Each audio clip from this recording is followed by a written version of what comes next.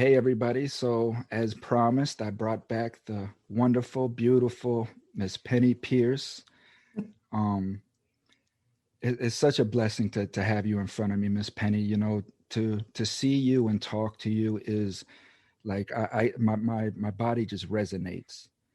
You know, I'm glad. Yeah, well, I enjoyed our last interviews a lot. Just the free form, casual, spontaneous nature.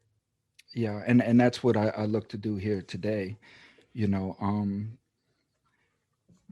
the last time we spoke through email, you were telling me about you were just feeling overwhelmed, if I can use that word, and Yeah, yeah. you just needed to relax and unwind a little bit.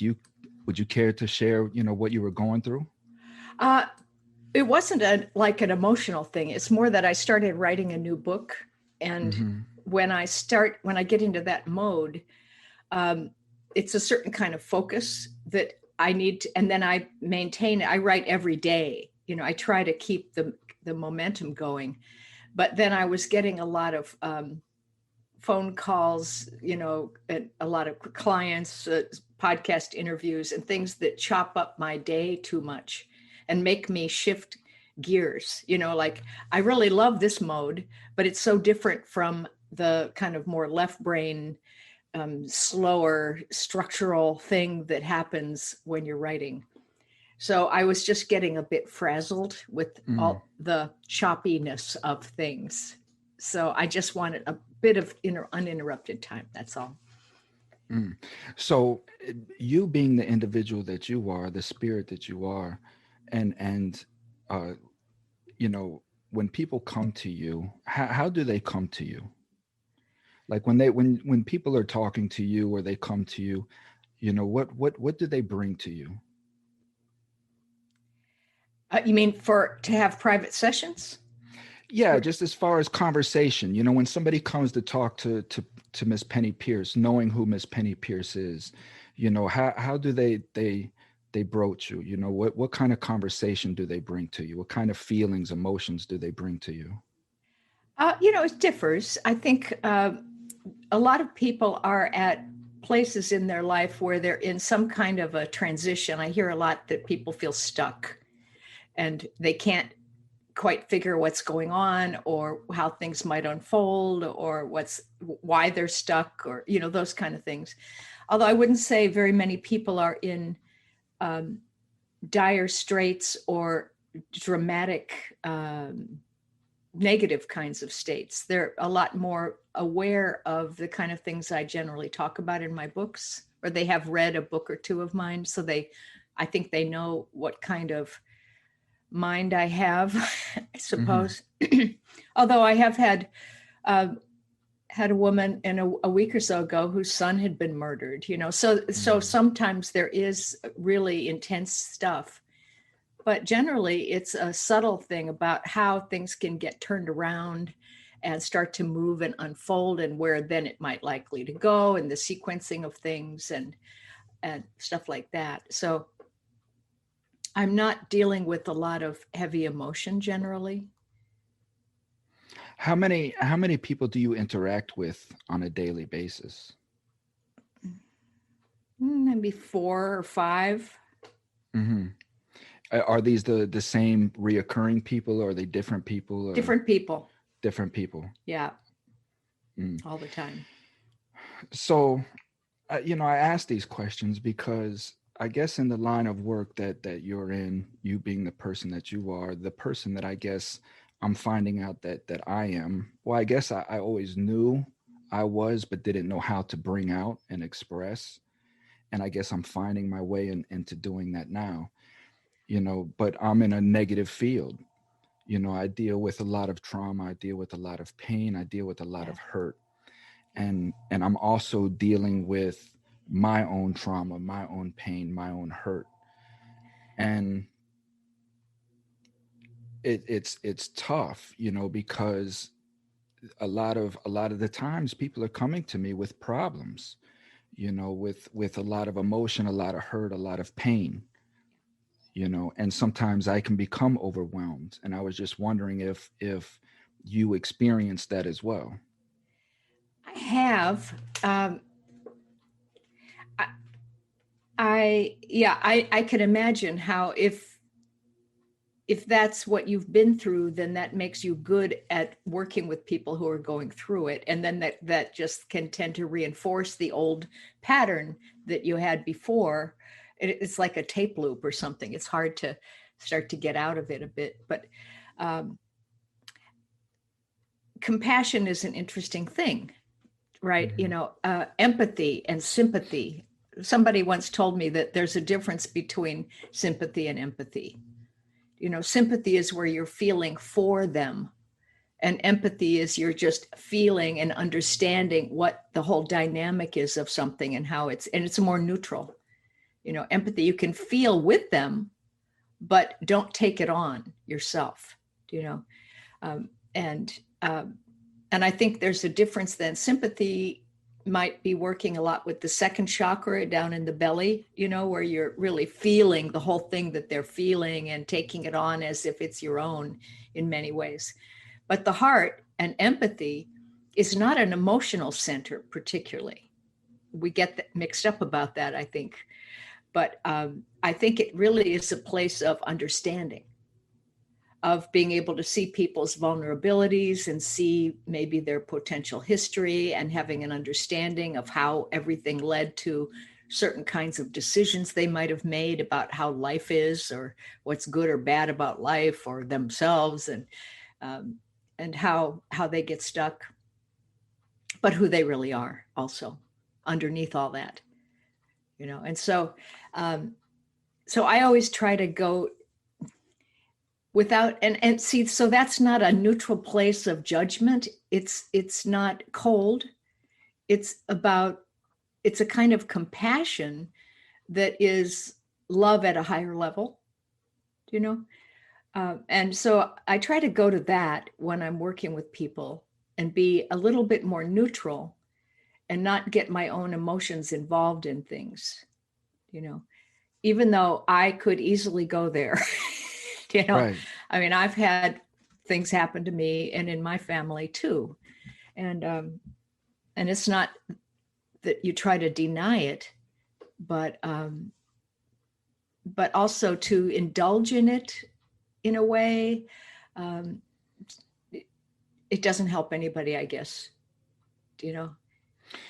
Well, right. And, I guess with me, like it doesn't, my line of work and when I'm talking to people, right, it doesn't trigger anything in me per se, because one, I've never dealt with addiction, right?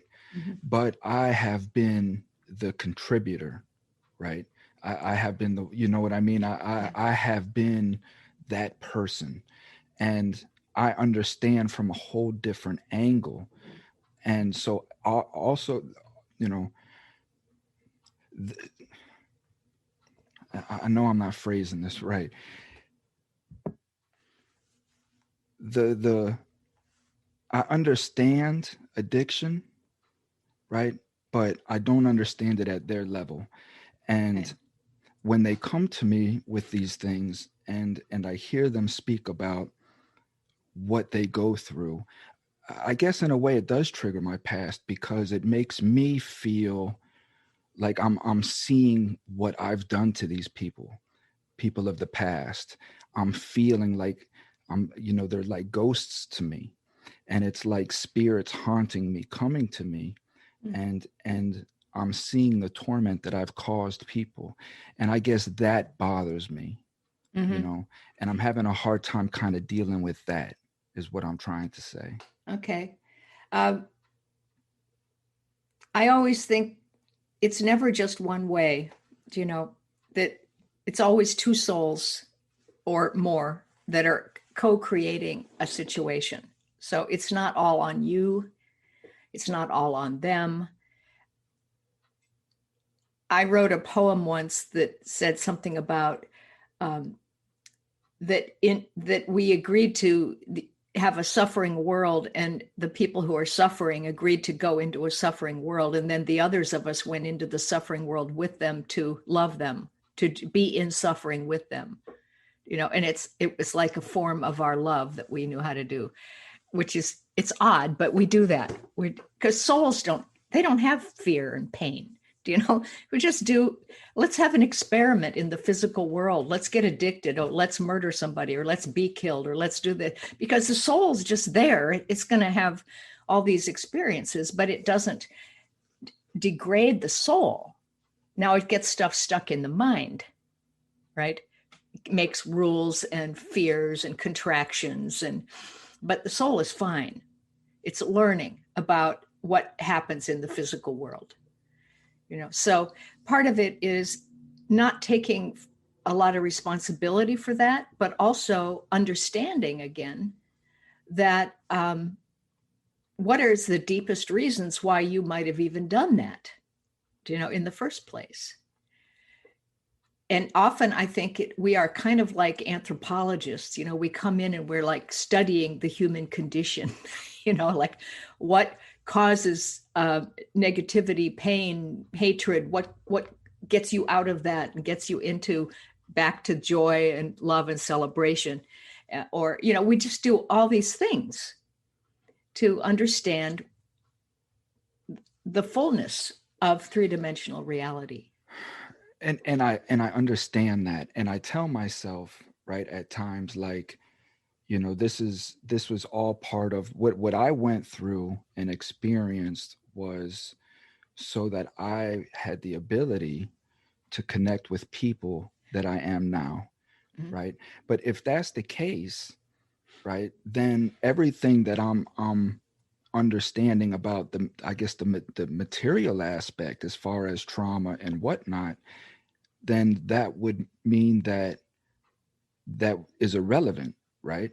Because the soul was already destined to experience what it was going to experience, whether me as a child in the physical realm was taking on this trauma and it was molding my personality at that time. See? I don't know that anything is really destined. I think that there's a combination of interest and free will. And it's in the present moment all the time that you want to have an experience and understand a certain phenomenon, and that we will find that one way or another. I don't think it's all set up for you ahead of time. You are in charge of what you want to do. And, so there's no helplessness involved, I guess is what I'm saying. There's no victimization, really. So how does that control the soul then? If the soul is eternal and I'm just a body, for use of the soul to experience the physical realm, how does me being the physical body have the choice to control the soul? You are the soul. You are the soul materializing a physical body and personal reality, personality. You are creating your lifetime, along with everybody else contributing. It's not just you alone in the world making yourself up.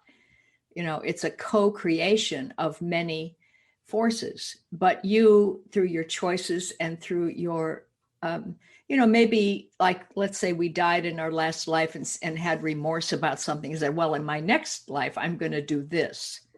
Or maybe you were a nun or a monk, in behind the walls in a safe environment, just praying to God all the time. And then you start feeling contained and you say, well, in my next life, I'm going to go out and see the world. I need to balance myself out. I'm going to travel. I'm going to, not be walled up anymore. And so I think we do that at the end of our lifetimes. We kind of take inventory and see, where am I balanced or imbalanced?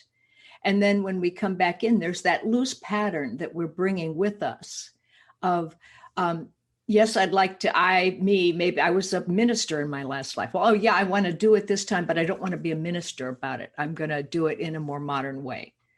But there are things that's karma, I guess, but that we have this, and it's not a mental, I will do that. It's not like left-brained. It's a general feeling of balance, imbalance, and what needs attention and what had enough attention, and those things get drawn into existence from that higher level. So I think it's important not to say I have a soul or the soul out there somewhere, because you're it right now in the here and now. And there's a whole lot of you still out in the higher realms as well. It's like So we're the tip of the iceberg, reverse iceberg, coming down here. so is that a problem that maybe that we have as humanity, is that we're trying to separate ourselves from the soul, as saying like, I have, my soul on my shoulder, or this little voice in my conscious, Yeah. or whatever, being that I am the soul? Mm-hmm.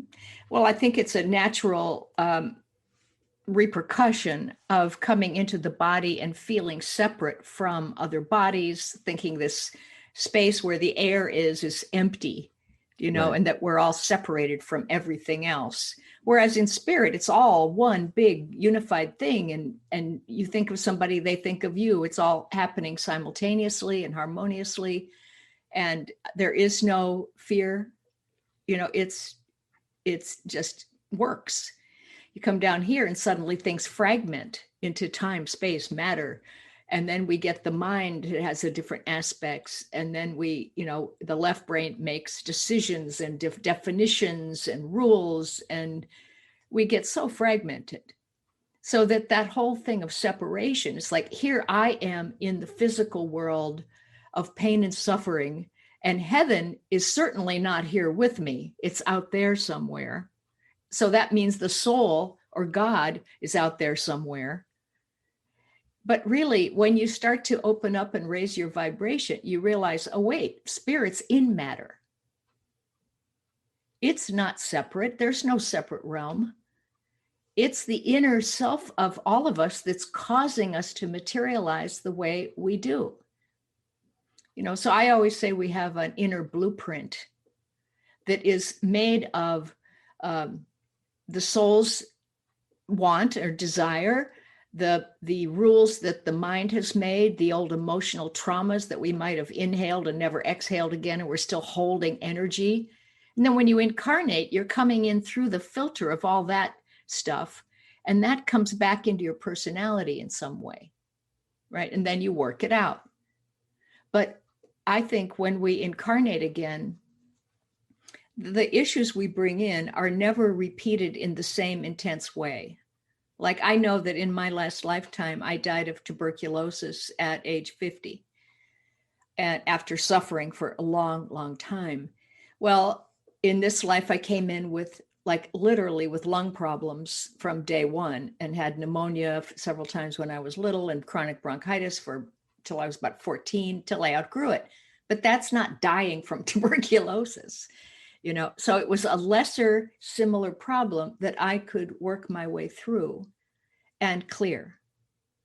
And that often happens, in the way we grow and evolve ourselves. Do souls travel within the DNA of the bloodline, or is it just random? You mean, are they passed through So DNA? so like, as far as my bloodline, am I the soul that's in me, is it some distant ancestry from along my bloodline, or is it just anybody from any point in time? Okay. I think our inner pattern of that inner blueprint, if you've had woundings or injuries or something, they often say, a birthmark is a place where you got hit by a sword or something in a past life. Those things will show up again in the physical, but because they're in your inner blueprint. That means it comes in through the DNA, and the DNA is part of the inner blueprint you carry with you from lifetime to lifetime, but it's you carrying it. Okay. And let me get this a complicated explanation. So as you learn to clear the fear and heal the wounds of the past that are in the DNA, that clears in the DNA. And then therefore it may not be necessary for you to get, like Parkinson's in this life, just because somebody in your ancestry had it. You can clear your DNA because as you clear fear, your body changes to match that new inner blueprint.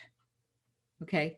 Now, um, when we incarnate, uh, often you will find you'll be drawn together with a group of people who have similar wounds, karma, uh, expertise, issues, so that you work it out together. You bring it in together. And so the DNA of your parents or your lineage may have had souls who are working out similar things, you know, but you basically are the one that creates your own blueprint. Does that make sense? You're not incarnating other souls from your lineage. Got it. Okay. So that sums it up for me then. So It's more like you're aligning with similar beings who contribute there. It's like you're in a big soul group above that has a similar frequency level, you know, and because I've seen this perhaps of a way back in somebody's lineage, maybe the father killed somebody, and then that's been kept a secret. Then the kids, everybody picks up telepathically on this idea of somebody having killed or died or something wrong, and that this isn't good, but they don't know what it is consciously. And then those kids will either become violent or they will sometimes commit suicide because of the death vibe or picture that's telepathically there. And then because they did it, then their generation will pick up on that secret and go through something that's similar. And it's all because the thing was never cleared in the field of the family lineage. I got that. Okay. I got that. So Yeah. in that case, then the issues that's going on, say between my daughter and I, right? Because I left her at a young age. I came home, she was a teenager. And throughout that whole time, I feel like she was never taught what a father is. She was never Mhm. taught to that she had to respect her father, that she had to listen to her father. She was never taught that, even though I was gone. There was never that respect that, you know, even though your dad is not here, you still have to listen to what he says. That was never put in her. So now, if you was to ask her what a father means, she wouldn't be able to answer that. She Mhm. may try to give you the definition of what a father is, but she wouldn't be able to answer what it meant to her because it means nothing to her. Mhm. So, and how you just explained, right? Because my spirit, my soul, my whole universe is aching because I know that this child, this human being was my rock through so much fire and so much tribulation. This is what got me through so much. And now to be home and even further apart than what I was then is very, very hard on me. So, Mhm. Mhm. how, Uh, well, that trauma of being separated from a parent, especially, I think, I don't know if it's worse for daughters and fathers or what, but um, there's a certain protection, a certain warmth of being held or cuddled and feeling safe, and all of that you get from a father, and you get that sense of direction, hopefully without anger, and you start to understand male consciousness when you're a girl. And so, of course, having that separated from you and not having it physically is upsetting. It's almost, I think in some cases it can be terrifying, but it can also then feel so insecure, that's why the anxiety, the terror, the like, what am I going to do feeling happens. And then to cover that over, people get angry, right? They got to project that somewhere, somehow, so they don't have to keep feeling it. And so anger's a good one because you can like throw it at something, you know. Yeah. Uh, and And it makes you but feel good, yeah, you know. right. It's a temporary relief, you It's know. a temporary win. Yeah. Yeah. And, but I think that we have vibrational memory in our bodies and in our being. Like we know what it's like to have loving parents. We know what that's like, that ideal condition of having safe, loving parents who teach you and guide you and love you, and they're unconditional, but they're also going to tell you don't run across the street without looking both ways. You know, there is that feeling of the combination of those things being safety. All she has to do is really be willing to go into her more imagination and visualize and feel that ideal reality of how it would feel, and then let you be part of that, you know, and you can go in and do the same thing. I think that we can bring back the feeling state of having had what we wanted by imagining that we have it, which is, I think, a little weird, but it also is about forgiveness. You know, to me, forgiveness, I never did understand it very well growing up. Uh, but I've come to to the conclusion that it's really just let things be the way they are, let things be the way they were, and then you let yourself be the way you are. You give space to others and you give space to yourself. Now you've got a little neutrality where you can view the situation and see, well, what was really going on with that other person, or what was going on with me that I did these things. And then you can communicate about it, or you can get clear and get rid of the shame, guilt, blame, etc., I'm and I'm return to center. that's so beautiful, and I'm so glad that you said that, because not only is that a segue, but that goes into another big altercation in my life is again relationship. And you know, I'm told that I may not have empathy. And this goes into what we were talking about earlier when you said the difference between, you know, so Yeah, sympathy and empathy and compassion and so forth. Yeah. so being what I've been through and seeing the things that I've seen as a human being, right?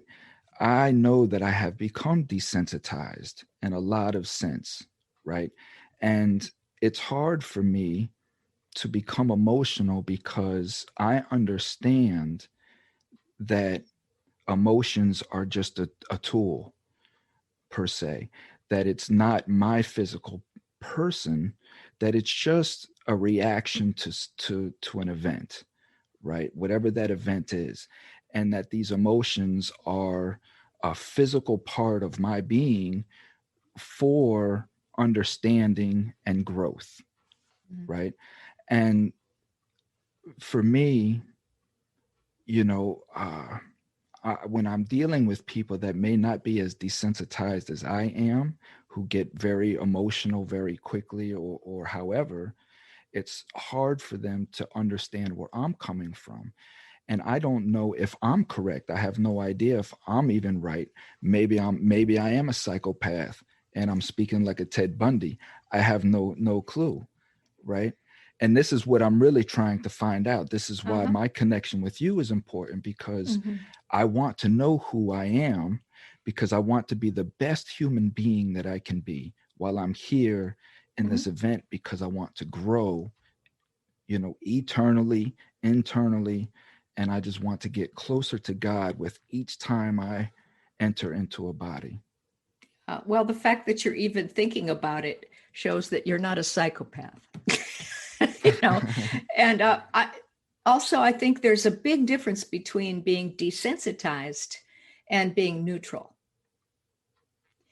You know, desensitizing is often because of a feeling of overwhelming emotion, negative emotion, wounding that And emotion is, it's a weird thing because I always think of this more subtle level of emotion is about feeling. And feeling is sensation physically. You pick up on expansions and contractions in the body. It's just plain sensation. But it's also that ability to have a felt sense of subtle things, like beauty. When you look at a peony or something, a beautiful flower that's like incredible, and you go in and you really look at it and you feel like, who created this, or why? Look at the life of this thing and how it just keeps blooming and having all these petals, and oh my God, it's an amazing thing. And you go into that, and then you feel that sense of lusciousness or audacity of a flower. you know um, that's not exactly emotion, but that is the ability um, to what's the word I want, experience subtle states of being in yourself. It's the ability to experience, not to know. It's Experiential, beautiful. it's like it's a combination, I guess, of being able to feel things in the body and know them tactily, sensorially, but also have the mind involved so that it can register that and say, oh wow, look at this, oh, this is amazing. So That's an emotion can be the way overextension and almost taking you out of the feeling state sometimes. uh, it's like a distraction at times. and I get angry, right? I get angry because man, you are so on point, right? You're so on point. And before I get into that, right, I want to just touch on that. The anger issue is that I don't even want to deal with that. Like when we get into an argument, right? She wants to go back sometimes and discuss, what was said, what was done, things of that nature for processing. I understand, but like I don't even want to do that. I don't because of the negativity of it.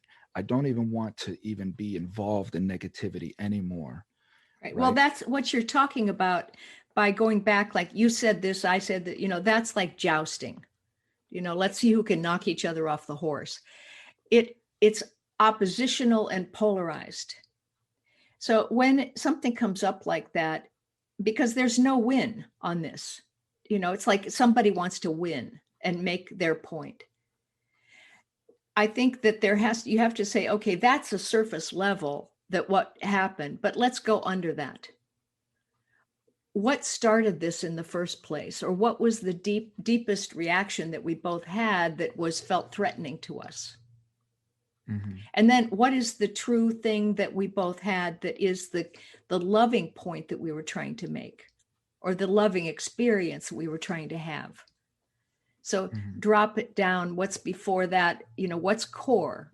Let's take it back to the core, and then talk about what's really real, what you would like me to do with you, and what I would like you to do with me, and how I want to be with you and how you want to be with me. Those are the core things. Well, see, but I know that I'm a lot of the issue, right? I know I'm a lot of the issue because I have I have the ability to go so internal, right? I have the ability to just go internal for whatever reason for days and just not associate with the rest of the world. Mhm. And it's like I'm just in a different plane, it's weird. And I'll sit on my back porch sometimes, and I want to get into what you were saying earlier about just being one with everything, right? I'll sit on my back porch sometimes, and I'll just look out, and I have a pretty serene view, and I'll just look, and it's not that I'm looking at one particular thing, but I'm looking at everything, and I'm just watching everything, and just like how you said about the air.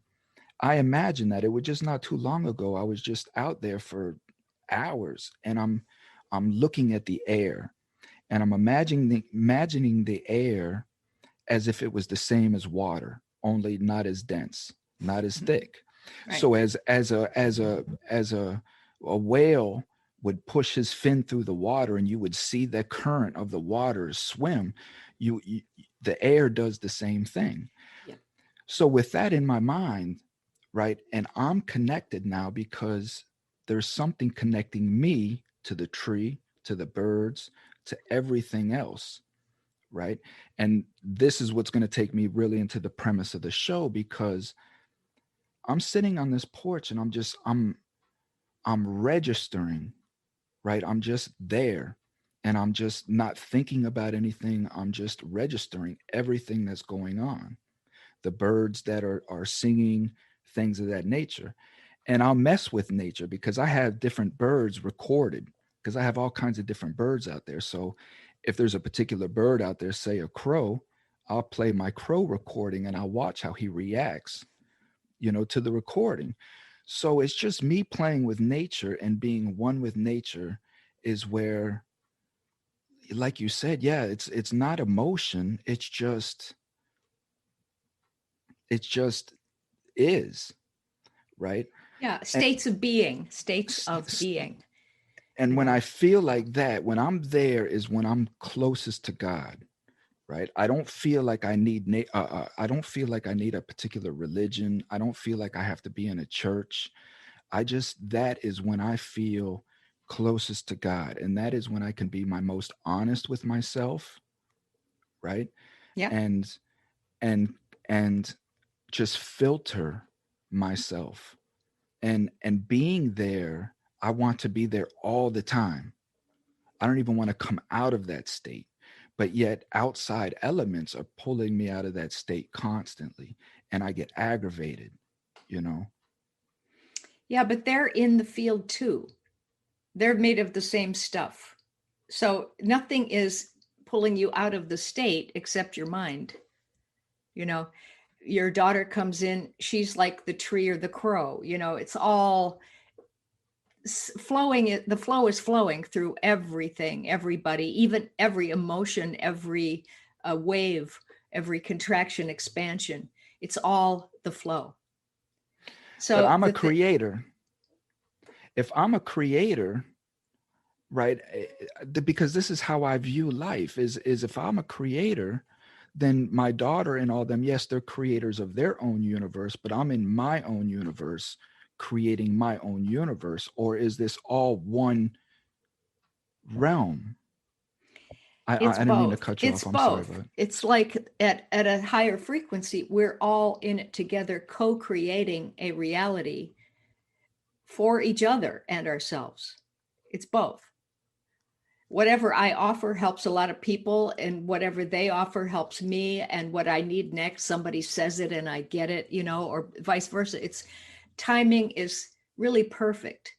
So what I notice is important because I'm making my reality real to me in each moment. I'm saying, oh, I noticed that I just felt cheated by the guy who just did some work on my house. Okay, do I want to feel cheated? No, but I'm still going to call up the company and say, I'm not really happy with this. Is there anything we can do? But not angry. But it's a way to engage with patterns. Um, why it didn't work out perfectly in the first place. Well, there's some reason I needed to talk kindly to the people. And guess what? They came back and they fixed it for free and did a great job. Because my energy, I kept it at a level that was the same as their response, if that makes sense. But it but so does. everything, it's like I said at the beginning, I was getting agitated too by having my day chopped up into pieces when I just wanted and needed to concentrate on writing.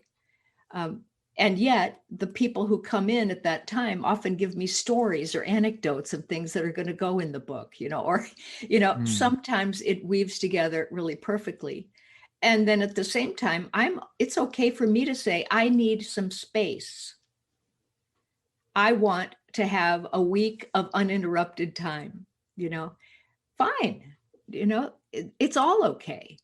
But I got the thought that I really wanted to take uninterrupted time. And so I trust that, and then I act on it. And as soon as I didn't feel that anymore, I opened back up to do more talks and get out involved with people again. But it's like moment to moment to moment to moment to moment. But stay with it, engage with what's arising in the field. When you're on your back porch and you're, communing, that's what's arising in that particular way. But then when you're dealing with your daughter or whatever, and she's saying, well, I want to process this. You said this, and you say, well, wait a minute. Yeah, that's a reality. And there's another layer to that. Why don't we see if we can go into that one? It's all the same, really. Got it. So there's no one precious state that's better than another state.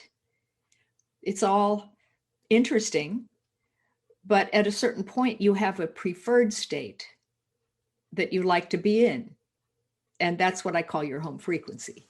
And it's different for different people, and maybe it's even different at different times. Like you love that state of communion and quiet, and I do too, but I also like just cheerfulness and engaging with people and getting to know new things or whatever. Those are things that make me feel like me, whatever I am. That's interesting. So, because I didn't look at it like that, I always felt like every human being wanted to achieve the highest frequency as possible. But the way that you put it, and I guess that would make sense in harmonic value is I guess people can function in lower frequencies because that's just where they want to be at. They just operate. That's all they know so far. Got it. What I have experienced is that if you can show people that there's a better way, that they can get it, and that it's not scary, they'll jump on it every time. They resist when it seems scary, or that they're going to have to give up something that's their comfort zone, and they don't know how they'll get from A to B, and so then they just go into overwhelm and shut down. Got it. Yeah. But that's part of being a teacher, I think, too, or a healer, is how do you help people get that translation and that bridge from one state that they're habituated in to open up to see that there's something more interesting or easier or more fun, that they can do it a little differently. And it doesn't have to be a huge leap. It can be one step, depending on what kind of nature they have. Some people like leaping. Right. And how do you do that? How do you do that, Ms. Penney? Like, because how do you get somebody to understand that that person is all they need, right? Like, for me, I guess at the state that I'm at, my childhood, I needed a certain love from other people for whatever reason. And I was putting all of my confidence in what other people thought of me versus myself. So when I'm dealing with human beings that I know is in that state now, right? I see myself in them. How do I reach a grown person, not a child, but now a grown person who's set in their ways? How do you get them to understand that you've been really living other people's lives and not your own? Oh boy. I think, as children, though,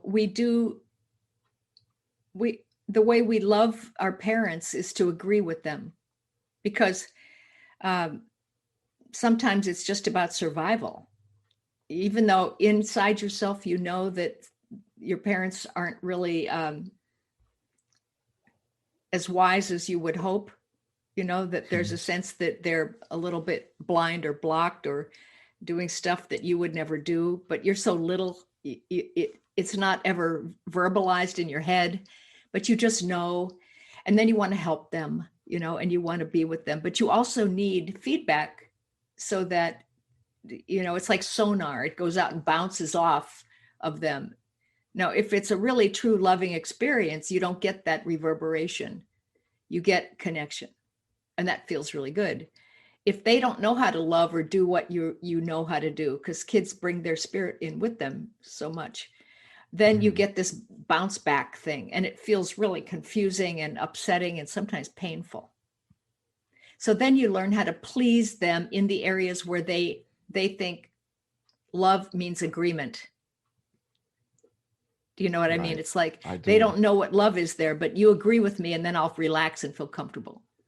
So we learn to do that. All right. And that's, a habit I think we have to outgrow, because you can love people without having to agree with them. Right. This is Um, true. yeah. I And love a so lot of anyway, people so that I don't agree with. yeah. And you're going to survive. Your friends will change. If people come and go, if you disagree with somebody, they may just get sick of it and go off to be with people they agree with. Right. But the more evolved you get and the higher your frequency, the more you find something about everybody that's interesting. You don't have to have just one person or some special thing that lets you feel like as though the outside world will provide me with this special feeling that I need to have. Then I can relax. That's like you need agreement from the outside world. Um, so so you just learn to feel the love, period. You know how to go into yourself and you feel it. You know how to feel the air. You know how to be with the love. And there's plenty of it. It's what There we is. are. We don't need to get any more. It's we're not lacking in it except where we think we're lacking in it. Right. So the big deal is that let's play in it.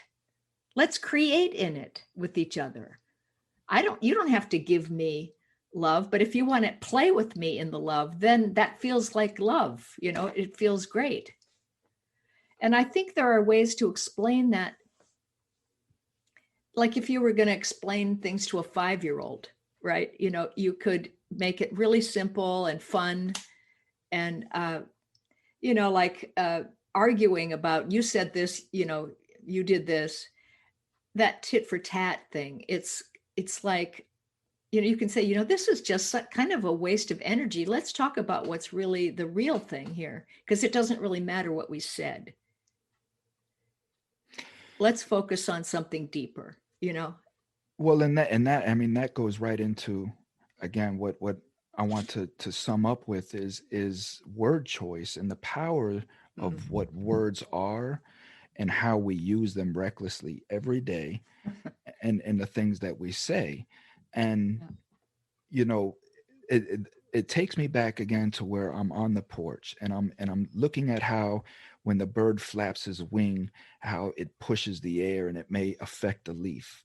And I imagine if my words done the same thing. And because I can't see my words, that doesn't mean that they're not there, right? And understanding what vibration is, understanding how the throat works, understanding what words are, right?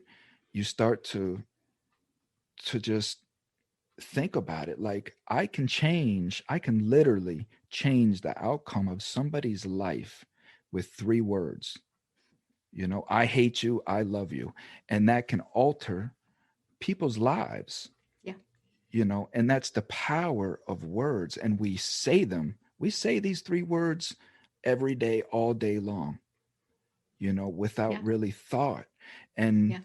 and when we're putting emotion and compassion behind these words, Or so hate or hate, or anger. just Sarcasm is a real violent thing to do. and I'm very sarcastic.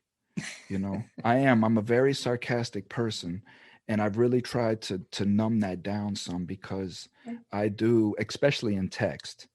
I've offended a lot of people in text being Mhm. sarcastic, Mhm. you know.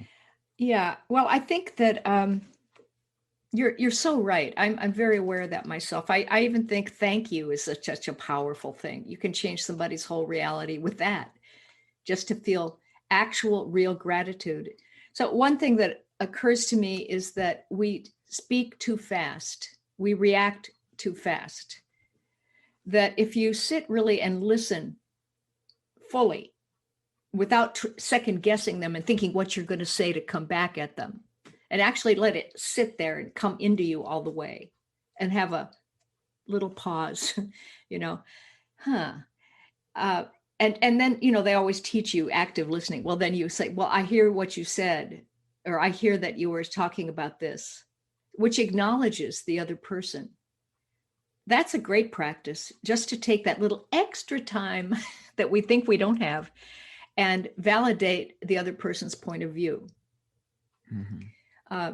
That can really be helpful. But also notice if there is any emotional tinge to what you're saying. And sarcasm is often, I think it sometimes comes from the fact that somebody hurt me, so I'm going to hurt them back without even realizing it. You know, it's a way of like throwing little darts at somebody, you know. Mm-hmm. And there are also other kinds of put downs that are, they are veiled forms of aggression. So you have to look at yourself. I'm not saying you, but we have mm-hmm. to look at ourselves to see, what kind of person do I want to be? Do I want to be a violent person in any way? Do I want to say nasty things to the guy who did the work for me? Like, well, that looks like shit, you know? No, I'm thinking it, but then I try to change my thoughts even because I'm telepathically connecting to him. And but if it does look like shit and then I call up and I say, look, this is not what I asked for. And talk it out on a more factual basis. It doesn't have to have an emotional overlay. You can say, mm-hmm. This is what we agreed for. This doesn't work for me. Very factual, you know, what can we do about it? Stuff like that. You're going to always hit a lot of irrational, emotional people who aren't going to cooperate. But I always say, just stick to talking about things in a kind of a simple, factual way. Like, you know, the way this conversation is going just doesn't actually work because we're just throwing things at each other. Or one person's talking, the other one's like shut down. Well, that's not physics. Physics doesn't work that way. Do you know? Right. It's physics. So let's get it so it actually works. How would that be? You know, like figure it out. So, you know, and like you said, that the desensitization and then the tendency to want to just stay in that other realm that you can stay in for a long time. Other people are not going to understand that necessarily about you unless you do explain to them in conversation that I love getting into these states and it allows me to get clear because otherwise I have a lot of commotion. And so if you see me being quiet, you'll know it's not because I don't like you. It's because I'm in my state. And then maybe give them a way to say, hey, knock, knock. Could you come out to play? You know, can you come out and talk to me for a minute or something, you know? So I, you know, I'm hearing everything and all of this really revolves around ego, right? Would you agree that most of this is ego? No. No? No. I think a lot of it is wounding. Early wounding. And self-protection. Well, what now, is ego can grow out of that. It can be about being superior and untouchable by being in control. Well, is ego a negative word? Is it a negative? Is it just a negative? I think there's debate about that. Thing? Some people think it's your sense of self. I don't. I think that the ego comes from too much left brain activity, which is, you know, where you feel separate from everything. And so there's a fear-based structure to it if it goes too far, where you have to make rules and try to keep things from changing. And then you become invincible and have control over your reality.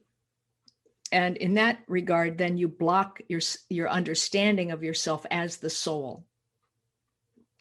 And that, that understanding and experience of yourself as the soul comes from the right brain, which is the intuitive part, which allows you to have direct experiential immersion into the field that you were having on your back porch, to be one with things.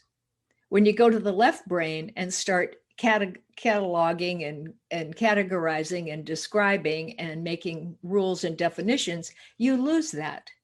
It's either or.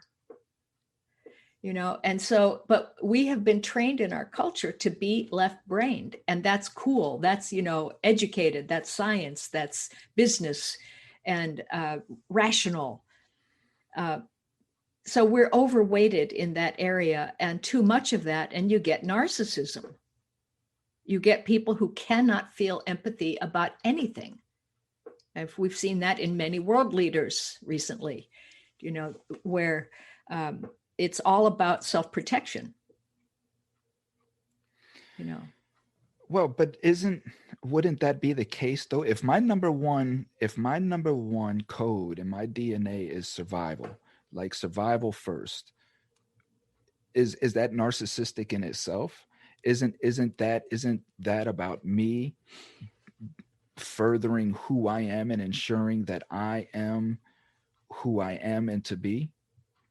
Well, it might be if you weren't very evolved beyond the animal level, but we do grow to understand that we're the soul, which is eternal, that has no death. And often, what is heroism? People get to the point where I love my life, I love life, and I know that it's not the end, and that there are things worth dying for. That's one of, I think, men's form of love often, is heroism. And so no, I don't think survival is such a big factor, and unless that's a good point. Do you know what I mean? Unless you I haven't do. evolved enough to understand your inner self or higher self, or that there's more to life than just the physical body, and you're not just your body, right? There's so much more to us. Well, I guess, yeah, you have things that you're willing to die for, but isn't the experience for the growth of the soul as it comes in? Isn't my vessel here for the soul to experience? And if I commit suicide, if I do drugs and just kill off the body, wouldn't that upset the soul? Soul doesn't have emotion. Soul is fine. It is having an experience of 3 dimensions through many, many lifetimes. It doesn't get affected much by things. It sets you back, in the kind of incarnation you're going to have next, because you have to get over the thing you just did by killing yourself out of that erroneous perception that caused you to why would we get addicted?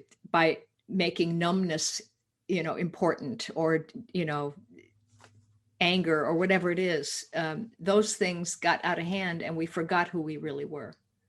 We forgot who other people are. We didn't get the lesson of the oneness. So, okay, now I'm going to come back in. I'm going to do the oneness thing again. I'm going to try, hopefully not carry over the wounds, with us. Like I said about, I think in the subsequent lives, they're not as strong, but they're still there to some degree. So in all of this, how important is honesty with everything going on today, right? And as we touched on earlier, everything going on, fake news, fake realities, filters, people saying they are who they're not, all of this, right. How does that play into life as it is right now? What's happening? I think we're in a process of clearing ourselves of all the stuff that blocks us from knowing that we are the soul. And especially people who are starting to wake up and getting on a spiritual path are very intent on clearing themselves and becoming transparent. And the more you clear the fear and the wounding out of yourself by understanding it, the more of the soul actually comes in and creates the personality at a better and better and better level, with greater love and wisdom and so forth, and health. And then you can see through, the more clear you become, the more you can see through other people's stuff. You can see who they really are. Then you become better at not going into the jousting matches with them, because why? No point. Let's go and talk about the real thing. Let me show you who you really are. And But my ego still affects me, though. I still don't know how to get over that. If I'm accused of doing something that I didn't do, that's what I feel like it is ego and pride that wants me to correct them and get into a jousting match. No, I didn't do that. No, I was here at this time, you know. Mm-hmm. All I can say is let it be. Let it be. Let them have their perception, and then just be yourself.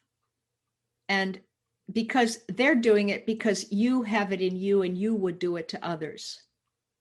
Turn the other cheek. It's just there because it's happening. I have this thing I call it the law of correlation. It's that whatever's going on inside you often has a counterpart in the physical world. So the non-physical and physical always do the same thing at the same time. So if you got somebody doing that to you, it's also in you as a thought or pattern. That's so true. When you clear it, they don't show up anymore that way. And as you're partially clear, you'll get somebody who's partially in the pattern, or you'll be able to say, oh, yeah, I used to be that way too. I don't feel that right now. And so let's move this thing along.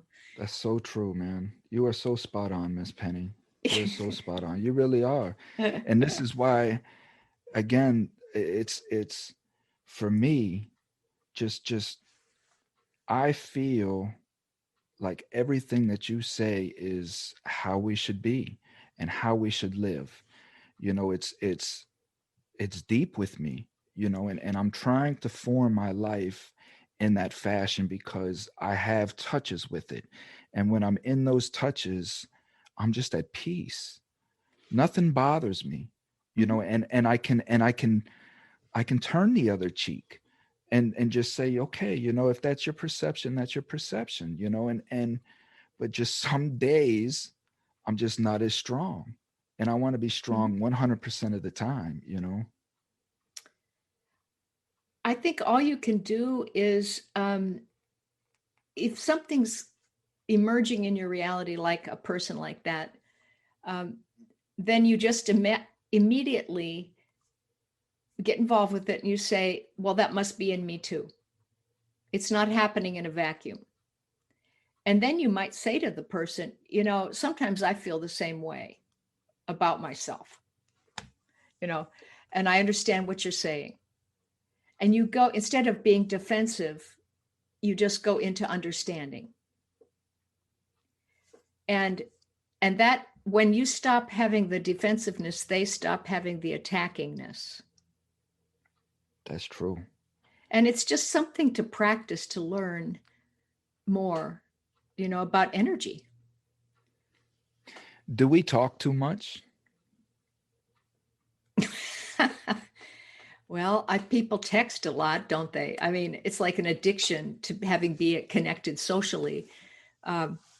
Is texting the same? Does texting have the same effect as verbal communication as far as effect on a human being? I think a different one in a way, because I think when you're talking, if you're talking about something real, then you have a feeling state, you actually can read each other's bodies. Texting is just superficial and short and stupid, and it's a functional thing, but it's not meant to have relationships with,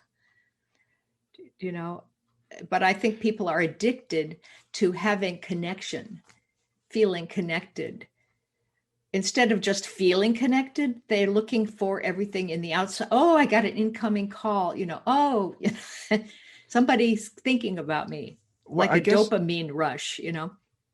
so if I text somebody, right, go kill yourself, and this person goes and commits suicide, right? Versus if I was in front of that person and I just told them, man, just go kill yourself. And they would read that it was just me vocalizing anger, right? Wouldn't like texting be as serious as saying it, I guess? Does it wouldn't it register on the person as the same? Just a text message? Well, it could be in a way worse because it's impersonal. It's impersonal. There's no emotion to it. It's just words There's that no somebody subtlety can, to it. and so it's up to the person who's receiving that text and what state of being they're in at that time, how they'll receive that text. I think so, yeah. Whereas in person, if somebody, you can read, oh, he's upset. And you can almost telepathically read the pictures in somebody's aura and say, oh, his wife got mad at him, or he had a bad, this something happened, and I get it. It's there's many more subtle layers of understanding that are happening simultaneously because we have a field to read. But on smartphones, I don't even use one for that reason. It's just it's clutter to me. Mm, yeah. Distractions. Mm-hmm. Right. Yeah, and so many interruptions during the day. Oh my gosh, superficial, you know. So you and I have we've had several interactions, and I want to ask you, because you're an experienced human being in reading people. What do you see in me, Miss Penny? Well, I mean, I feel like you're really being honest and authentic and vulnerable, which is I think a really good sign that you're describing things and educating us about how your process works, which is the way a lot of people still their process works. And I do feel like you chose to open up into a spiritual path and have really been working on it. So um, I think in the early stages of a spiritual path, sometimes the choices are more fundamental, uh, not what's the word I want, not gross, but kind of larger chunks of stuff that you're going to work on. And then as you work on it, you get Right. more aware of the detail and then the subtlety of how things work. And it's almost like hard to talk about it because there's so many little tiny discriminations Like of the inner things you're paying workings of a attention to. clock. Yeah. Yeah. And so I feel like you're in that stage of really working to learn the fine levels of distinguishing of different states and different ways of being and stuff like that. And yeah. Yeah. I appreciate that. And I feel like that. I feel when I go internal, that's what I feel like is I'm just visualizing in my mind, you know, just recently I just went and saw the exhibit. You may be familiar with it because it's over by you, but the human body experience, the real human body Oh yeah, experience. the invisible man, or whatever that thing is that shows the insides. Is Yes, that so it? it's well, Yeah. this is an exhibit, I guess, that travels all around the world, and it's real human bodies that have been preserved through silicone and such, Oh, and all the okay. different facets, without skin, a little bit with skin. It shows the human brain. It Hmm. shows everything, the nervous system. Um, it touched me in a way that I've never been touched before, Uh-huh. because these were real human beings at one point in time that Right. donated their bodies to science. Yeah. And the first thing I thought was, who is this person? And somewhere on this planet, you've created something, you've done something. Yeah. And it made me want to go see who this person's family was and thank these people for the contributions that they've done. Mm-hmm. But it just makes me realize how innocent we are, but yet how confused and to me it's just so simple. It's so simple. Just love one another, be honest as you can, because mistruth creates it creates hell. It Yeah. just it creates a domino effect. And I realize that because I've been part of that, and I don't want to do that anymore. I want to be as Hmm. honest as I can. I want to be as transparent as I can, Yeah. and I just want to help humans because I know people are hurting. Yeah. you know? I think you have to be careful too about being honest in a brutal way. People can use, we're talking about, putting emotion behind your words. You can turn honesty into a weapon, and so I think again, always the subtlety of, um, it's almost like how would you tell a 5-year-old sweet child about what you want to say? Right. How would you be kind in the way you explain something to someone? And um, and you can tell it in stages. It doesn't have to be one big dump all at once where like people are overwhelmed. So Right. there are, I think, ways of um, being honest. Also, without blame to yourself, or shame. That look, this is what happened then.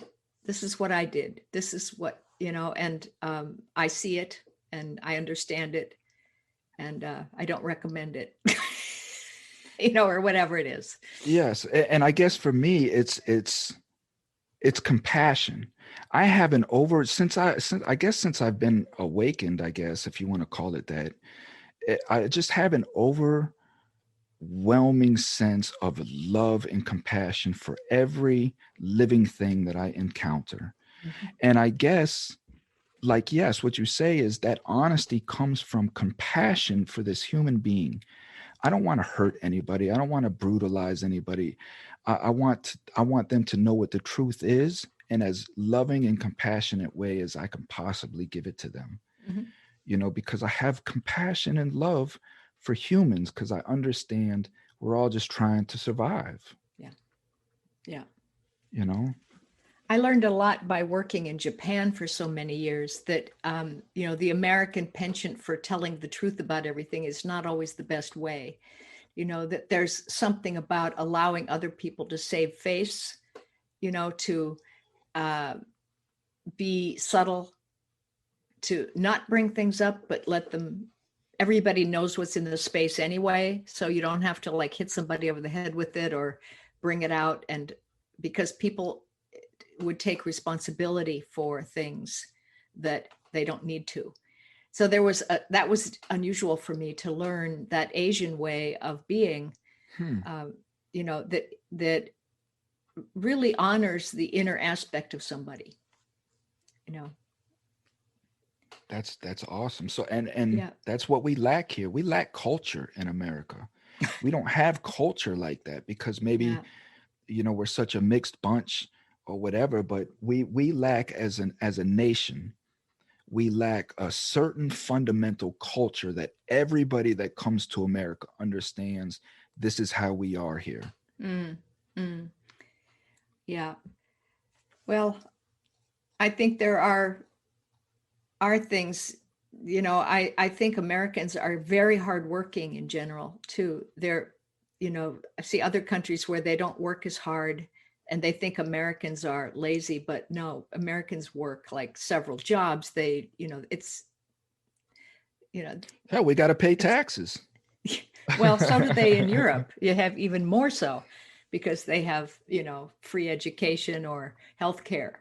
So they're paying for that with their taxes. But anyway, um, I think if you looked closely, you would find there is a kind of a quiet culture in the United States. And probably if you looked at the spiritual core values of humanity, you would find it in all of the immigrants that come as well. It's not like they have to practice religion in different ways. That's not it. It's about um, respecting others or trying to live Right. together. I imagine the people who are coming here at a deeper level in their souls, they want the American experience of the melting pot. They want to know that they don't, it's not a polarized thing anymore. And of Hmm. course, they're hitting polarization when they come here, but hopefully we're going to Right in get the through that. face. Yeah, yeah. Hopefully we'll get through that. Miss Penny, this has been a great discussion as always, and I can't wait to have you on again if if you want to come back. Sure. Um, what where do you see us right now as just humans on Earth? Where do you see us, and where do you see us going at the current state? Well, the polarization is the huge thing. This bifurcation of, uh, like in politics or whatever. It's just, it's almost like there are two different realities existing at the same time, and they don't see each other very well. But I think that that like the new administration here is going, it's not bipartisan so much as it is human.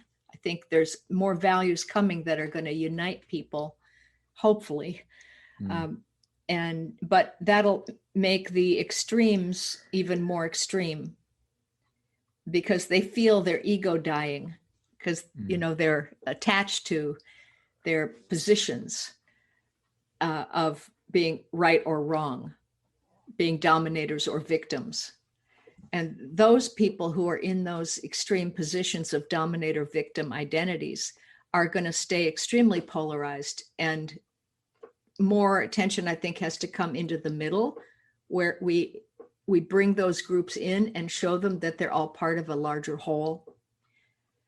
That's going to take time, but that is the process underway, is that unifying through higher vision and better systems, better education, whatever it is. Um, mm. I really feel like it's important to have diversity, but also core values are the thing that unifies us all.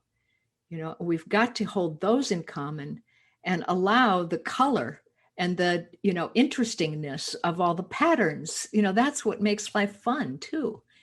It's like, oh, you dress this way, or you have this kind of food, or, interesting. Right. And embracing that with love as well. Just love the Mhm. fact that this person is completely different from you. And that's how I Right. look at it. Like, this person doesn't think like me, doesn't act like me. What can I learn from this person? Hmm. You know? Hmm. So, yeah. So, to sum this up, what we learned today, right? The power of word choice. you know I am behind me. I am is one of the most powerful things that you can say, because your body registers it. It's like turning on the engine of your car. You turn on the engine, and now the engine's ready to roar. When you say I am, be very careful of what you put behind it. Don't put negative, put positive. I am beautiful. Don't say I am not beautiful. I am wise. I am whatever it is that you want to be. Just put positive love behind it, and just love one another. Have compassion, understanding, and let's just all get along. Right on. Miss Penny, I love you. You're a great human being. You really are. You're a wonderful, and I'm so blessed that we have individuals like you, like Jordan Peterson, like all these other individuals that are really coming forward to try to teach and educate. As you say, we're in a new era. This era here is going to this span of time is going to be studied for a very, very, very long time. People Mm, hundreds of years are going to be coming back to this yeah. time period and looking and seeing, just studying us, and I want to be a positive influence in that. Yeah, that's interesting that you say that. I hadn't thought about it. But yeah, to make a change globally out of that negativity and suffering space into something that is more enlightened, it's going to be really an amazing thing happening on Earth.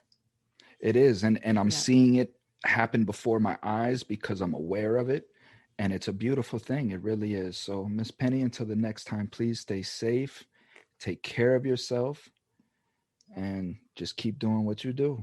Okay, I will. You too. All right, take care. I love you. All Bye. right. Thanks so much.